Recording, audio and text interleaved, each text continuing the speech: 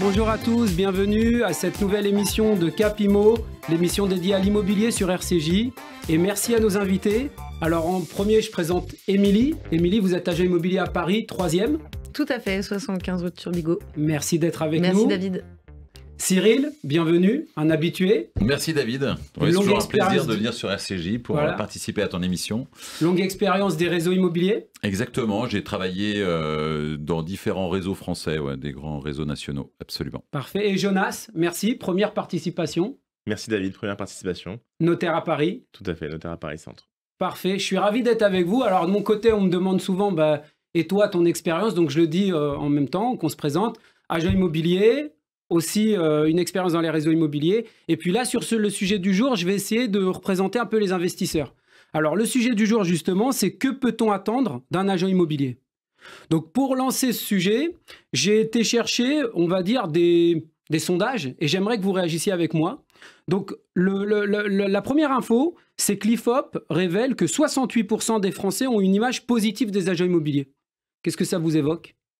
De la satisfaction, parce qu'on œuvre tous les jours pour travailler au mieux. On cherche la satisfaction de clients, des clients, puisqu'on intervient en tant qu'agent immobilier sur l'intermédiation.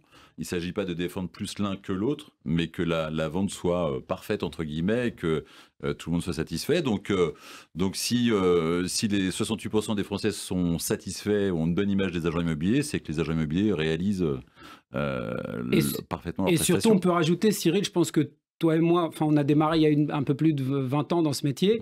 Et globalement, la cote de popularité n'était pas la même. On avait souvent tendance à être sur un métier... on était entre l'assureur et le garagiste peut-être. Voilà. CRS aussi, de temps en temps. C'est ça. Voilà. Deuxième info que les sondages nous donnent, c'est que 80% des Français estiment que passer par un professionnel permet aux acheteurs d'avoir accès à un large choix de biens. Là-dessus 80%, c'est déjà, oui, en effet, une grande partie c'est déjà des une acheteurs. Bonne partie. Et en effet, aujourd'hui, pour trouver des biens immobiliers, qui de mieux que son agent de quartier pour aller le voir et lui demander ce qui peut correspondre à ses besoins. Et 77% pensent que le service fait gagner du temps aux vendeurs. On le voit, nous. À partir du moment où il y a un agent immobilier, clairement, on a un dossier qui est souvent complet et ça va beaucoup plus vite pour passer à l'acte. Bon, impeccable. Donc ça, c'est le bon côté. Mais là, on est là pour débattre, donc on va aussi évoquer là où il y a encore du travail. Et par exemple, donc, 53% des Français considèrent que les agents immobiliers sont pas forcément honnêtes. Alors, ça amène une réaction ou pas forcément? Il y a un grand silence sur le plateau. Professionnels de l'immobilier. On se regarde. Voir ce que disent les il y en a un sur 4 qui n'est pas pas professionnel, on va se regarder tous les cas. Qui n'est pas forcément honnête, c'est ça? Qui n'est pas forcément honnête. Honnête, c'est peut-être des a priori. Ouais, c'est peut-être des a priori. C'est peut-être des a priori, parce qu'aujourd'hui, on est obligé d'être très clair avec la loi Allure, etc. Il y a quand même tout un arsenal administratif et juridique qui nous est imposé et qui, du coup, bien sûr, il y a quand même une transparence. Après, c'est peut-être un ressenti. Je pense on va en parler dans ce que nous ont envoyé les auditeurs. On est dans du ressenti. C'est ça, c'est des a priori qui ont un peu la vie dure, mais quand on regarde, c'est vrai que nous, on a commencé il y a même plus de 25 ans, David. Il y a une loi qui intervenait en 97. Moi, c'était la loi Carrez sur la certification des surfaces. Et je me dis que c'est quand même assez aberrant que depuis la loi Hoguet de 72, il n'y ait pas eu une loi qui certifie la surface, puisqu'on parlait déjà de prix au mètre carré à l'époque. Et donc c'est vrai que le législateur a mis quand même pas mal de temps avant d'encadrer et de faire une succession de lois, de règles qui régissent le métier, qui fait que le ressenti client, c'était que les agents immobiliers faisaient un petit peu ce qu'ils voulaient. Quand on achetait 70 mètres carrés et qu'on en revendait que 65, oui, on s'est dit que finalement, l'agent immobilier qui avait l'air bien sympathique avec son beau costume n'était pas forcément si honnête que ça. Oui, et d'ailleurs, le premier qualificatif auquel les Français associent les agences immobilières, pour 85%, c'est cher. Donc là, on peut avoir pour le coup un très bon service, on peut progresser sur une certaine honnêteté, une image positive. Ça reste un service perçu comme cher. Alors, on peut tout nous dire sauf ça. Autant les notaires, je dis pas. Mais... je vais être obligé de rebondir. Je t'en prie, Jonas. Alors, c'est intéressant parce qu'encore une fois, on peut être dans le ressenti, on peut voir ce qu'il y a derrière. Ouais. Moi, comme vous le savez, j'ai fait de l'immobilier commercial où si on posait la question à de nombreux commerçants, ils pourraient nous dire qu'ils sont dans l'obligation d'avoir un certain niveau de prix parce qu'on en parlait avec Émilie, les impôts, les taxes, les charges, etc., etc. Il y a un modèle économique à trouver. N'empêche que côté client, il faut que la progression se fasse, à mon avis, sur ce ressenti. Moi, je pense qu'il y a quand même exactement, c'est dans le ressenti, parce qu'en fait, à la base, on est mandaté par un vendeur, et peut-être que lui a plus les cartes en main pour avoir la lecture complète de notre travail. Notre accompagnement, il est vraiment aujourd'hui, j'allais dire quand même très très global. Et finalement, c'est l'acquéreur souvent qui paye les frais de notaire, parce que c'est lui qui paye le bien au final. Donc lui, peut-être a ce ressenti de se dire, mais en fait, j'ai fait une visite et puis après, on a fait l'offre. Mais en fait, frais d'agence.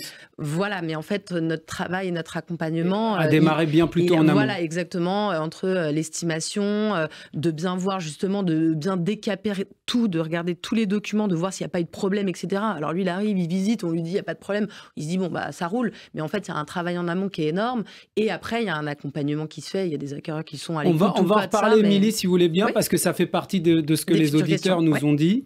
Donc justement, on a posé la première question. La première question, c'est: peut-on faire confiance à un agent immobilier? Regardez ce qu'on nous répond.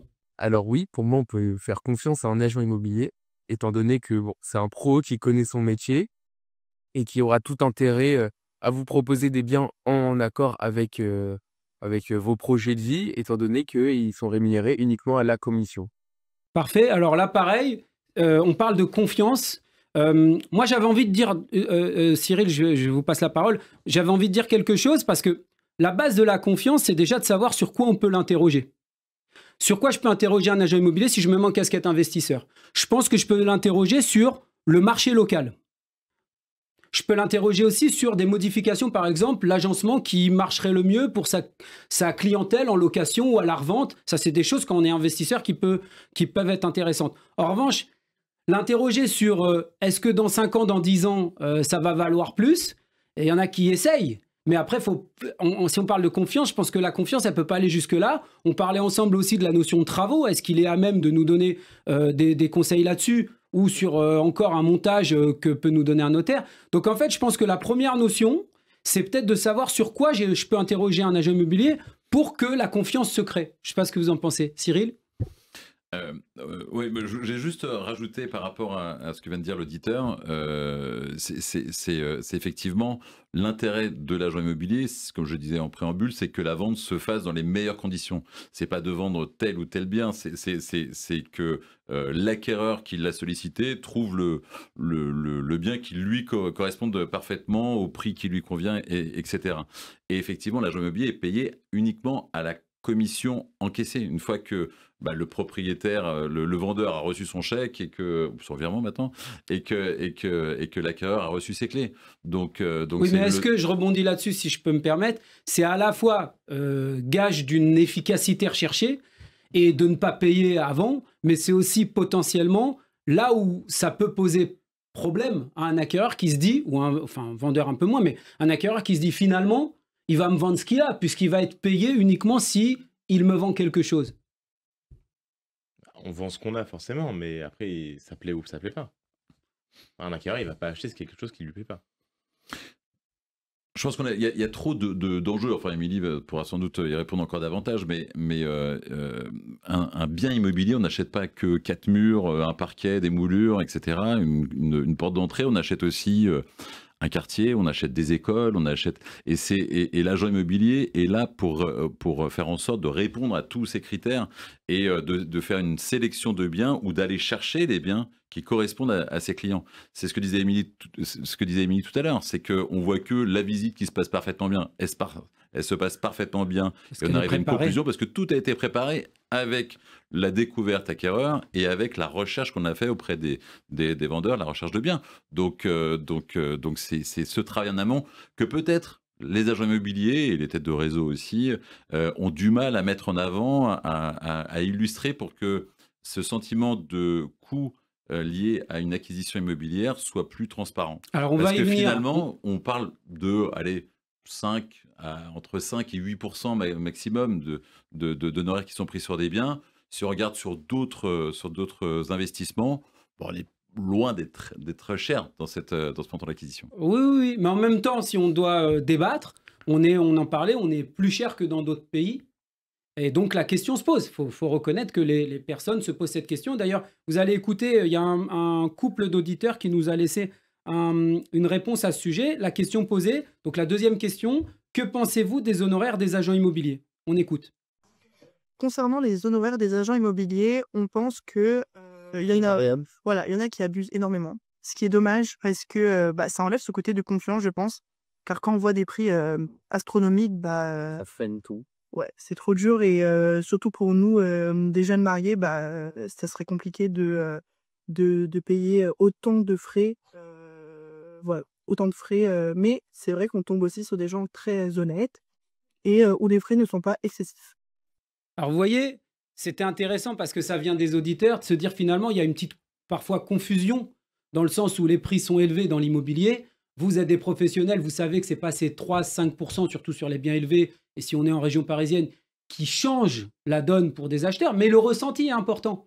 On parlait de la mission, on parlait du ressenti. Est-ce que là-dessus, Émilie, toi, vous au quotidien, comment vous ressentez les choses? Vos acquéreurs ont souvent ce genre de remarques?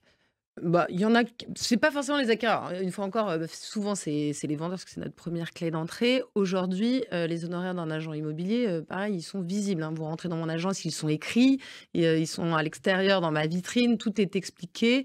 Donc, c'est comme quand vous allez voir un spécialiste, un médecin, il a ses honoraires. Donc oui, un agent immobilier, aujourd'hui, moi j'ai une carte, j'ai fait des études, donc je suis rémunérée à la hauteur, j'allais dire, de mon savoir-faire. J'entends après la cherté de ces honoraires. Mais une fois encore, en fait, malheureusement, en fait, c'est les acquéreurs à la fin qui vont aller payer tout ça. Et en fait, il y a un travail qui est quand même très globalisant et qui, du coup, justifie, entre guillemets, même si on a toujours un peu l'impression de payer trop cher. Mais en tout cas, pour revenir là-dessus, si vous achetez de particulier à particulier, de toute manière, le vendeur inclura le prix avec les honoraires d'agence. Juste après. Donc sur là, les finalement, nous, le prix, on les connaît. Quand on publie un bien, en général, on l'a quand même bien travaillé. Et s'il est publié à ce prix-là, c'est le prix qu'il en vaut. Donc finalement, cet argent-là qui est donné à l'agent immobilier et pas au vendeur, il permet quand même à l'acquéreur d'être sûr que l'agent a bien fait son job, à regarder les problèmes de structure de l'immeuble, enfin, via des PV d'AG, via l'architecte, à regarder les procédures en cours, à regarder voilà, à approfondit des questions et s'entoure de professionnels derrière, de notaires ou d'entrepreneurs s'il a d'autres questions, mais en tout cas à bien défricher le terrain pour lui, alors que dans une vente de particulier à particulier, il ne paiera pas moins cher et la vente sera peut-être moins assurée que si vous je comprends. Par un agent. Après, pour rebondir sur ce que dit Émilie, pour regarder un peu les avis clients ou patients, on a ces remarques-là. Hein. D'ailleurs, sur certains spécialistes, c'est drôle d'en parler, mais moi, je vois régulièrement, vous regardez les médecins spécialistes, si c'est cher, il y a des remarques au niveau de ce que ça coûte et c'est mis en perspective avec la prestation. Par rapport à l'immobilier, c'est vrai que c'est une prestation où on s'est toujours demandé qui paye la commission. Je pense que c'est une question, depuis que je fais de l'immobilier, on me demande qui la paye. Est-ce que quelqu'un a une réponse à apporter là-dessus? L'acheteur, le vendeur? Émilie a raison de dire que c'est plutôt l'acquéreur, dans le sens où c'est lui qui va le faire financer. Mais le vendeur a aussi l'impression de la payer puisque ça vient en diminution de son prix. Voilà, donc, mais c'est un service rendu au vendeur aussi quand on prend les clés, qu'on fait le travail pour lui, etc. Mais finalement, bon, on va partager, on va les mettre on disait 5% à peu près, 2,5 chacun. Ouais. Bon, ça va, on est encore moins. Et alors, petite remarque aussi, juste avant qu'on écoute l'auditeur, enfin l'auditeur et l'auditrice, on parlait de la moyenne des honoraires. J'ai changé là-dessus avec Émilie quand on préparait l'émission. Certains pays ont des honoraires plus bas, c'est vrai, mais il y a aussi une culture où ils prennent un acheteur en main le matin, je parlais de ça avec un agent aux États-Unis, et le soir, ils ont trouvé. C'est-à-dire qu'ils ont un fichier commun, ils visitent, et c'est-à-dire qu'il faut aussi ramener ça au temps passé sur la mission. Donc c'est très aléatoire, mais je pense qu'il faut aussi rajouter ce point-là. Il y a beaucoup ça avec les néo-agences aujourd'hui, où les honoraires sont beaucoup plus faibles.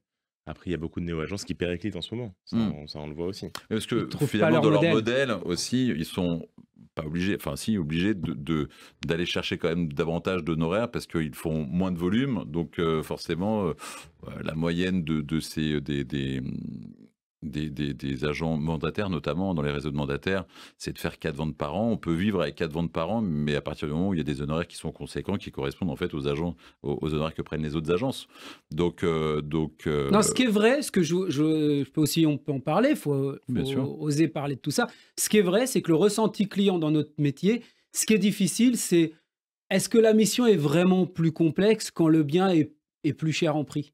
Parce que comme on est en pourcentage, c'est vrai que pour un acquéreur, il se dit, sur un achat immobilier élevé, on peut être sur une commission, du coup, très élevée en volume. Et je pense que là aussi, on est dans le ressenti, pour rebondir sur ce que disait Jonas, avec des agences qui, des fois, essaient de faire des forfaits pas très élevés. Donc, est-ce que malgré tout, au quotidien, il y a un travail quand même conséquent sur un bien à un Après, en prix fait, élevé? c'est un peu comme chez les notaires d'ailleurs, c'est pas, parce qu'il va faire une vente à 100 000 € que ça se trouve, il va passer un temps de dingue dessus. C'est une vente de terrain complexe et cetera et sur un immeuble à 10 000 000 et pareil, le pourcentage.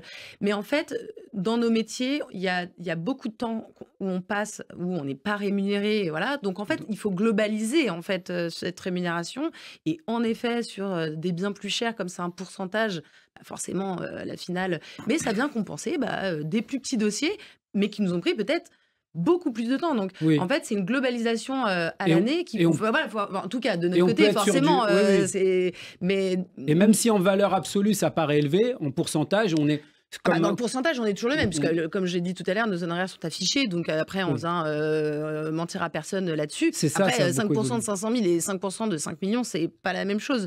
Mais il faut avoir une vision globale de notre métier, et en fait, il y a plein de fois où, en plus, derrière, on transforme pas, parce qu'on, finalement, peut-être qu'un vendeur a mandaté plusieurs agences, et qu'on a fait 50 visites, et qu'on a fait tout le job, et que finalement, c'est un confrère qui vend, et nous, derrière, on n'est pas rémunérés. Bien Donc, sûr. notre rémunération, elle doit, Elle est au elle doit résultat. se lisser à l'année. Et oui, donc les acquéreurs, ça, ils l'ont pas forcément en tête parce que eux, quand ils achètent un bien, ils achètent ce bien-là, ils ont payé à l'agent immobilier et ils n'ont pas tous cette vision Bien sûr. voilà, de notre quotidien. On va continuer avec une question justement qui fait le lien avec ce qu'on disait. Entre un particulier et un agent immobilier, à qui feriez-vous le plus confiance pour vendre ou acheter un bien? Bah, je ferais plus confiance à un agent qu'à un particulier parce que le particulier, déjà, il n'a pas l'expertise et il a toujours l'impression que son bien, c'est le plus beau, c'est le meilleur. Donc forcément, il va mettre un prix un peu plus élevé. Et puis, il y a aussi l'affect qui rentre en compte. Alors que l'agent, il aura son expertise. Il va vraiment mettre il va vendre un bien au bon prix. Et donc, il n'y a plus la question à se poser, est-ce que c'est trop cher, pas assez cher? Enfin bon, j'en sais rien, mais bon, moi je ferais plus confiance à un agent qu'à un particulier. Alors Jonas, par rapport au ressenti du notaire sur cette question, particulier ou agence? Alors, c'est beaucoup plus facile de travailler avec une agence, parce qu'on déjà, on a un dossier qui est préparé. On sait s'il y a des points qui posent problème. Ils vont beaucoup plus vite être relevés qu'avec un particulier qui va peut-être pas avoir conscience que les fenêtres qu'il a changées, il aurait dû le faire voter soit en AG, soit il aurait dû demander l'accord de la mairie. Ça, l'agent immobilier va tout de suite le savoir. Il va tout de suite mettre le doigt dessus. Il aura averti le vendeur du problème. Il aura aussi averti l'acquéreur au moment de la L'acquéreur, visite. Hyper important. Avec une agence, on a un dossier qui est préparé dès le début. Entre particuliers, il faut alors mes AG, où est-ce qu'elles sont, mes appels de charge, ma taxe foncière, Donc, à mon titre de propriété, où il est, je sais pas. donc ce que vous dites, Jonas, c'est préparation du dossier. C'est le recul, c'est-à-dire que le recul sur ce qui a été fait dans l'appartement et le rapprocher d'un axe légal. Et ce qu'on disait tout à l'heure aussi, c'est, je pense que là où les acheteurs peuvent être à l'aise, c'est sur le fait de dire si ça plaît pas, comparer avec d'autres biens, parler des prix. La personne, l'auditeur, avait l'air d'être convaincu que le prix sera plus travaillé si c'est avec un professionnel. Est-ce que là-dessus, Cyril, vous voulez ajouter quelque chose? Non, j'ai la même perception. Enfin, on en revient aussi à ce qu'on disait tout à l'heure, quand et l'auditeur est très juste. Un particulier qui vend son bien, par définition, manque d'objectivité aussi, et n'est pas rodé au fait de vendre son bien, donc de préparer les éléments, en plus avec une réglementation qui évolue en permanence. Donc je comprends que ça puisse prendre du temps. Quand on fait en moyenne, c'est quoi, 2 transactions par vie? C'est plus compliqué que quand on en fait 4 par mois pour avoir ce recul et l'anticipation nécessaire pour gommer tout ce qui pourrait faire obstacle à cette transaction. Et puis la neutralité de l'agent immobilier, enfin c'est comme ça qu'on définit, je pense, un bon agent immobilier, hein, c'est son intervention est en amont sur l'anticipation, sur le fait de trouver le bon bien et de poser toutes les questions qu'il faut pour être le plus transparent possible vis-à-vis de l'acquéreur. Et ça se passe forcément plus simplement avec un agent immobilier qu'avec un particulier. Ouais. Parfait. Alors justement, pour enchaîner, on va demander aux auditeurs, pareil, selon vous, quel est le plus gros défaut des agents immobiliers? On écoute. Les défauts des agents, il y en a pas mal. Bon, ça dépend encore de quel côté on se place. Si on est vendeur, bah, ils nous sollicitent beaucoup. Donc du coup, c'est assez pesant. Donc voilà, ça c'est un gros défaut, je trouve. Maintenant, de l'autre côté, si on est acheteur, ils nous accompagnent vachement. Donc résultat, ils ont envie de la commission. Donc en fait, ils sont vraiment très présents pour nous accompagner au mieux pour nous vendre un bien. Alors là, on a donc, ce qui est sympa là aussi, c'est qu'on entend côté vendeur, côté acheteur. Pareil, Cyril, on parlait du rôle de l'agent, de la neutralité. Par rapport à ces défauts-là, qu'est-ce que vous en pensez? Le principal défaut, c'est qu'il est égoïste. Mais non, on entend beaucoup de harcèlement. C'est vrai que quand on met son bien en ligne sur un site plutôt de particulier à particulier, ou Le Bon Coin, on a etc., beaucoup de professionnels qui appellent. Voilà, forcément, c'est une des sources pour les agents immobiliers pour aller prospecter et chercher des biens à la vente. Tout le monde le fait pas de la même manière. Il y en a qui sont beaucoup plus souples, qui vont être sans doute moins intrusifs que d'autres. Certains vont avoir l'art et la manière. Et quand on est acquéreur, ce que disait l'auditeur, c'est qu'on est là aussi très suivi. C'est bien d'ailleurs. Là, pour le coup, on parlait tout à l'heure de l'accompagnement. Voilà, on le prend du bon côté parce qu'on se dit là, je suis bordé. Je suis bordé. accompagné. Je ne risque pas de faire une erreur ou d'oublier un délai ou d'oublier quelque chose puisqu'on n'a jamais oublié. Voilà, j'ai du suivi. Donc ce harcèlement, il se fait de deux manières. Donc ce qu'il en ressort pour moi, qui, vous l'avez compris, aurait tendance à défendre le métier, c'est que de la même manière, un vendeur doit être rassuré de se dire que son agent immobilier va défendre ses intérêts de la même manière, quoi. C'est-à-dire que on est la même personne, qu'on soit vendeur ou acquéreur. Mais là, on en revient, à mon avis, on en revient aussi, si on le comprend côté vendeur, on peut se dire aussi qu'il estime être sollicité. On parlait de la préparation de dossier. Peut-être que là aussi, il y a de la pédagogie de dire, OK, il prend tout en main, l'agent IMO, mais il faut qu'il ait les éléments, il ne peut pas les inventer. Donc peut-être qu'au tout début, et on le voit maintenant avec certains agents qui démarrent très tôt leur dossier, de dire il faut qu'on ait ça, ça, ça et ça, qu'on se mette d'accord sur le prix, les visites, etc., pour faire au mieux notre travail, quoi. Alors, juste avant d'interroger Émilie, au moment où vous avez changé de métier finalement, on va écouter justement les qualités qu'il faut pour être agent immobilier. Donc, alors, on a demandé, selon vous, quelles qualités sont indispensables pour être un bon agent immobilier? Là, on écoute la réponse. C'est d'être sérieux. Parce que c'est du travail, de chercher le bon produit qui correspond à la bonne personne, puis d'être persévérant. Il faut vraiment ne pas se laisser décourager parce que parfois, je pense que les clients veulent des produits qui sont difficiles à trouver, mais ça ne veut pas dire que difficile est impossible. Donc, il faut s'accrocher, donc être persévérant, être bienveillant aussi et vouloir amener le bon produit au bon client, c'est être bienveillant. Donc, voilà, la bienveillance, le conseil, la persévérance. Alors, c'est bien dit. C'est super. Hein? Émilie, en fait, ce que je voulais savoir, c'est, on a entendu les défauts et qualités. Oui. Vous étiez ancienne directrice du marketing et de la communication commerciale. Direction commerciale et marketing. Dans différents groupes. Mode. Vous avez eu envie de changer. Oui. Qu'est-ce qui vous a motivé à devenir agent immobilier? Et est-ce que, entre ce que vous pensiez à l'époque et maintenant, ça a évolué? Oui. Je n'étais pas super...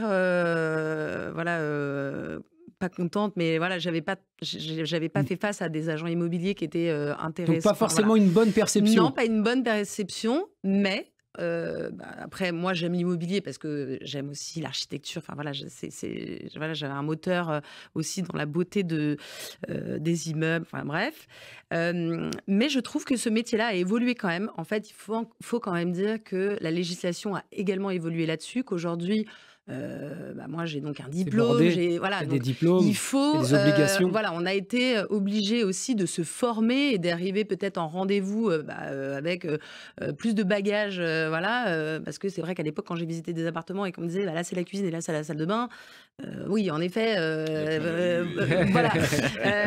Et la législation, d'ailleurs Jonas, on en discutait quand on a préparé l'émission, vient à nouveau d'évoluer, puisque maintenant, même les, j'allais dire, conseillers en immobilier qui font partie des agences immobilières devront être formés tous les 3 ans, etc. Donc, on vient sur On quelque monte chose, le niveau voilà, de une montée en compétences. compétences qui fait que, en effet, on aura peut-être quasiment pas 0 défaut, parce qu'on ne peut pas s'approcher du 0 défaut, parce qu'après, c'est du ressenti aussi, des gens qui ne sont pas sympathiques, il y en a partout, etc. Bien Mais sûr. d'un point de vue, en tout cas, du cadre législatif et de la compétence pour accompagner dans l'immobilier, je pense qu'on va vers des qualités Oui, globalisantes qui font que ça satisfaisantes pour la plupart Mais il y des a clients. d'autres choses, il y a aussi des qualités de ressenti, de bienveillance, de persévérance. Après, ça, c'est en fonction de chacun, et ça, c'est des choses qu'on a en soi ou qu'on n'a pas, et ça, voilà. Oui. Alors justement, la question suivante, elle est sur la suite, on va dire, dans ce métier, puisqu'on a demandé quel service aimeriez-vous voir améliorer dans le métier d'agent immobilier, et on écoute les réponses de 2 de nos auditeurs. J'aimerais améliorer le service de conseil. En fait, le service d'accompagnement depuis le départ. Quand on commence à chercher un bien, est-ce qu'on achète avec des travaux? Est-ce qu'on doit faire les travaux? Si on avait cette possibilité d'être accompagné depuis le début jusqu'à la fin et d'avoir quelqu'un qui est bienveillant. Alors là, c'est la première réponse. Donc ça va dans la continuité de ce que cette personne nous avait dit juste avant sur les qualités des agents immobiliers. Après, on parlait du modèle économique, de la loi. Pour ceux qui ne sont pas informés, on est soumis, quand on est agent immobilier, à la loi Hoguet. Donc rien avant la conclusion d'une vente. On peut se poser la question, puisqu'on l'a évoqué avec plusieurs personnes dans l'immobilier, est-ce que finalement, il n'y aura pas à terme des missions, des prestations complémentaires avec des nouveaux métiers qui se créent pour accompagner les personnes? Est-ce que d'après vous, ça restera le rôle de l'agent immobilier, même s'il est payé qu'à la conclusion? Oui, aujourd'hui, on a d'ailleurs une autre vision aussi de notre métier, qui est du coup, comme le dit cette jeune femme, dans l'accompagnement au préalable. Donc, c'est-à-dire qu'on peut avoir aussi une casquette de chasseur, mais même pas forcément chasseur indépendant. Alors pour ceux qui ne comprennent pas, on ne va pas aller tirer sur des animaux. Non, chasseur dans immobilier. Dans notre métier, chasseur immobilier, c'est une prestation. Et aujourd'hui, on a dans nos agences des mandats de recherche. Donc, on peut mandater un agent immobilier et donc, bien sûr, faire du coup, j'allais dire, différents rendez-vous au préalable de cette chasse immobilière pour comprendre les besoins de notre acquéreur. Est-ce que, oui, en effet, vous vous sentiriez à l'aise avec des travaux, ou est-ce que vous préférez des choses plus clés en main? On va vraiment approfondir cette recherche immobilière. Côté acquéreur. Côté acquéreur, et pour l'accompagner, du coup, aux prémices de son envie d'acheter, et pour pouvoir l'accompagner au mieux, d'être bien à l'écoute, etc. Et donc, on a un mandat spécifique qui s'appelle mandat de recherche. C'est un peu un personal shopper quand on fait dans dans la mode, là, quelqu'un qui va chercher partout. Voilà. Et qui ramènent les bonnes solutions, même si elles ne sont pas justement dans une marque dédiée, mais plutôt dans un univers. Justement, ça nous permet, nous, en plus, de pouvoir avoir toutes les portes ouvertes chez même des confrères, enfin voilà, dans un portefeuille immobilier vraiment géant, j'allais dire, quand on a ce mandat de recherche. Et du coup, ça nous permet d'être plus performants et d'accompagner cette acquisition. Je pense qu'on a une deuxième réponse d'un jeune homme. Quelque chose que j'aimerais voir améliorer chez l'agent immobilier, enfin, dans les agences immobilières en général, ça serait plus tout ce qui est autour de la location, notamment pour les étudiants, etc. Parce qu'il y a de moins en moins d'agences immobilières qui proposent des locations, et je trouve ça vraiment dommage, parce que ça aurait pu être un endroit de référence où on chercherait, quoi. Alors là aussi, on en a un petit peu parlé avec Émilie qui est sur le terrain. Et vous voulez bien faire écho de ce que vous m'avez dit sur ce sujet-là? Oui, en fait, c'est malheureusement une question de marché. En tout cas, sur le marché parisien, on est trop pauvre en location, et donc finalement on n'a pas d'accompagnement, parce que dès qu'on a un bien qui rentre, il ressort tout de suite. Donc je suis triste pour ce jeune homme, mais oui, c'est un problème de marché. C'est ça, dans toutes les grandes agglomérations. Là, je parlais avec des étudiants du côté de Rennes, c'est exactement le même problème. Quand ils ont un appartement, c'est une pépite, quoi. Faut surtout pas le lâcher. Non, c'est surtout lié au marché, ouais. Et malheureusement, le législateur. On parlait tout à l'heure de ce qu'il fallait améliorer chez les agents immobiliers, on parlait du mandat de recherche, mandat de vente, etc. Mais le législateur œuvre pas forcément dans le sens des agents immobiliers. Si le métier évolue, et si on est obligé aujourd'hui de faire 42 heures de formation pour renouveler sa carte professionnelle tous les 3 ans, etc., c'était à la demande des syndicats.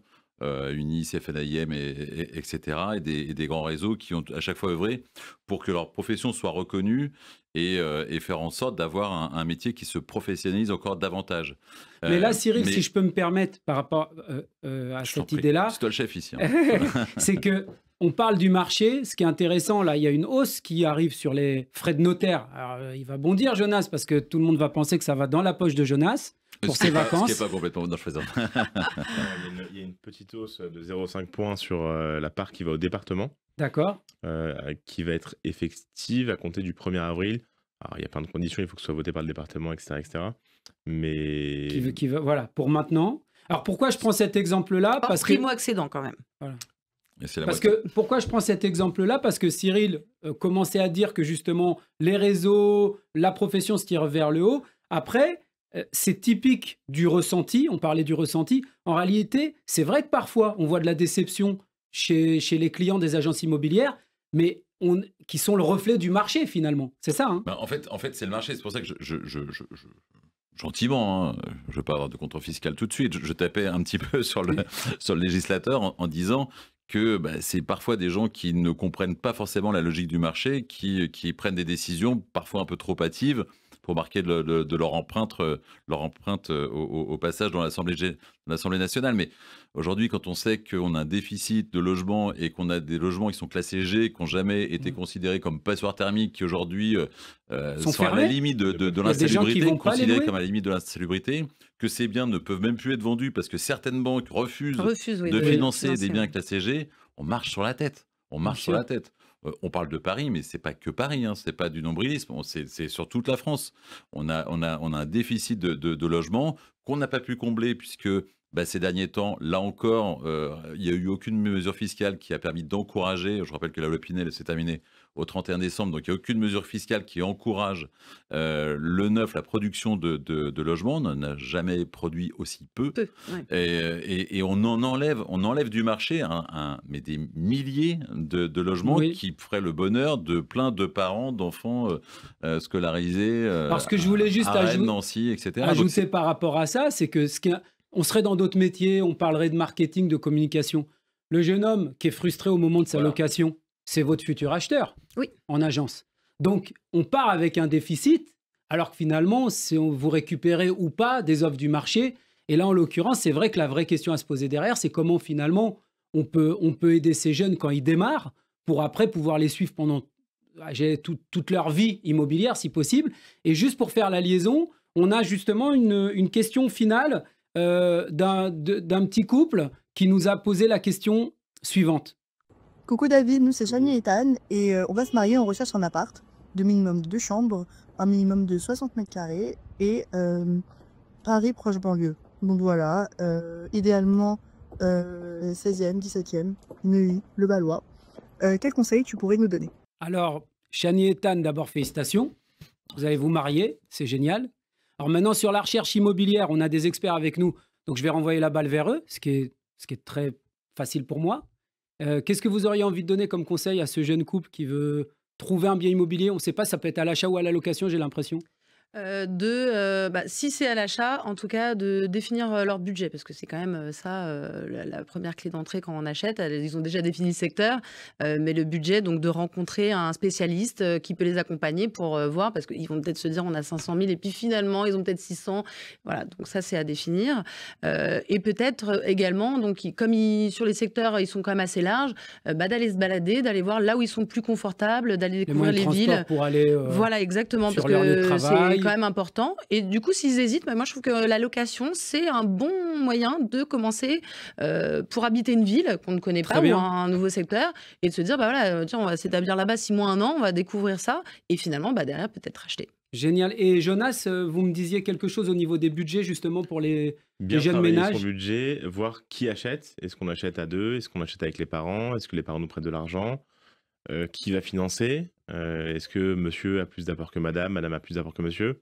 Donc ça, c'est des questions à travailler en amont pour voir où est-ce qu'on achète, qui paye et ce qu'on fait. Cyril?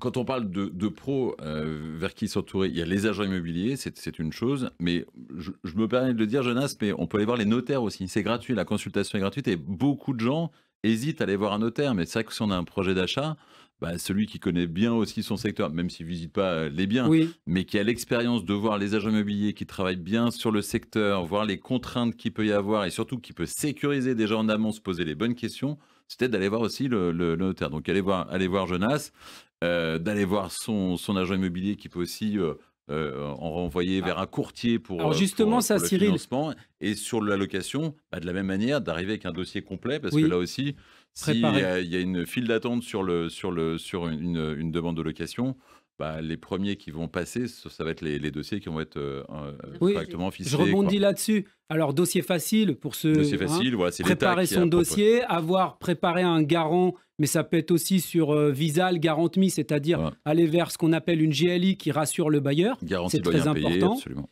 Et par rapport à l'achat et aux agents immobiliers, ce qui peut faire peur à des jeunes qui essayent de bien faire, c'est qu'est-ce qu'on fait? On va sur les sites, on laisse des alertes, on va en bas justement et on pousse la porte des agences. Est-ce que ça se fait encore? Et est-ce que ça marche d'après vous?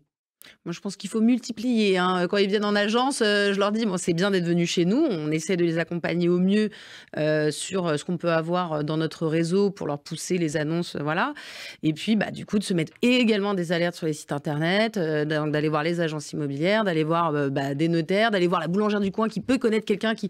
Voilà, il faut quand même multiplier le nombre pour pouvoir trouver aujourd'hui. Et d'être réactif. Donc là, ces deux jeunes mariés, qu'ils aillent ensemble visiter tout de suite les biens pour pouvoir prendre une décision rapidement, parce que si c'est monsieur qui visite, madame qui visite après, Oui. on perd forcément du temps.